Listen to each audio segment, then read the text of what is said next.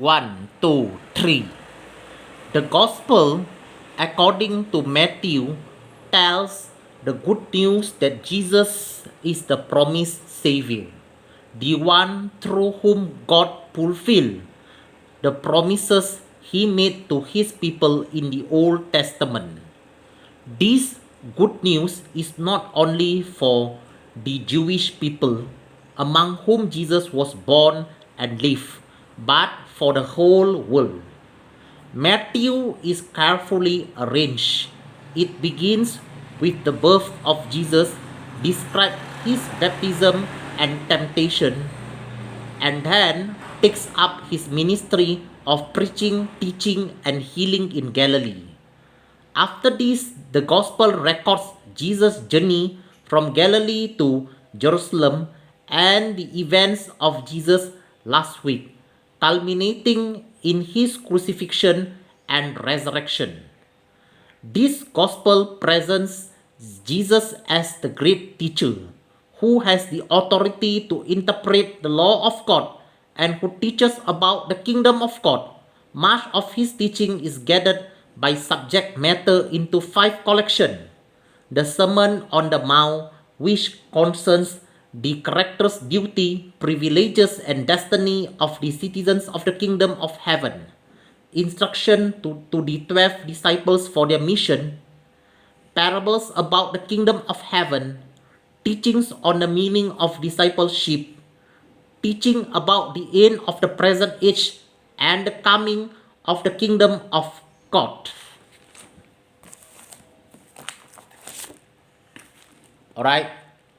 माटी रचित सुसमाचार ये शुभ संदेश देता है कि यीशु मसीह ही वो उद्धारकर्ता है जिसके आने की भविष्यवाणी की गई थी। परमेश्वर ने पुराना नियम में हजारों साल पहले अपने लोगों से की गई वाचा को उसी उद्धारकर्ता के द्वारा पूरा किया। ये शुभ संदेश केवल यहूदा लोगों के लिए ही नहीं है जिनमें यीशु पैदा हुआ और पाला पोसा गया, परंतु सारे संसार के लिए है। मत्ती रचित सुसमाचार को बहुत ही सावधानी पूर्वक व्यवस्थित किया गया है। इसका आरंभ यीशु मसीह के जन्म के विवरण से होता है, फिर उसके बपतिस्मा और परीक्षा का वर्णन है, और तब गलील प्रदेश में प्रचार, शिक्षा और चंगा करने की सेवा का वर्णन है। इसके बाद इस सुसमाचार में यीशु की गलील से यरूशलेम तक की यात्रा तथा यीशु के जीवन के अंतिम सप्ताह की घटनाओं का वर्णन है, जिसकी पराकाष्ठा उसका क्रूस पर चढ़ाया जाना और पुनरुत्थान है। इस सुसमाचार में यीशु को एक महान गुरु के रूप में प्रस्तुत किया गया है। उसको परमेश्वर की व्यवस्था की व्याख्या करने का अधिकार है और वो परमेश्वर के राज्य की शिक्षा देता है। उसकी शिक्षाओं का 5 भागों में बांटा जा सकता है।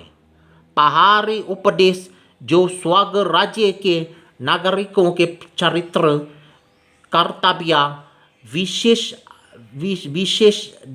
विशेषाधिकार और अंतिम आशा में संबंधित है।